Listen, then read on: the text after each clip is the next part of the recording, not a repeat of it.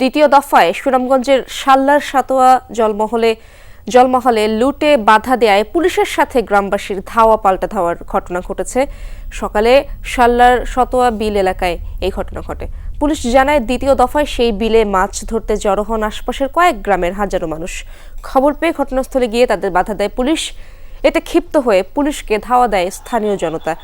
এক পর্যায়ে বিক্ষুব্ধ জনতা জলমহল ইজারাদারদের দুটি ছাউনি ঘরে আগুন ধরিয়ে দেয়।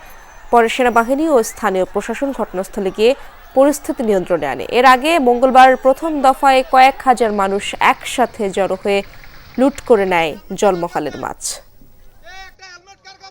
সতর্কতায় আমরা আছি, আর বিল এখন পুরা ফাঁকা আছে।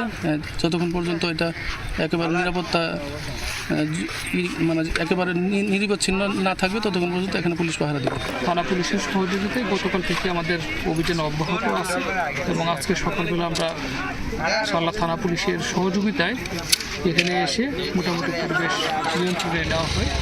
এখন পরিবেশ স্বাভাবিক আছে।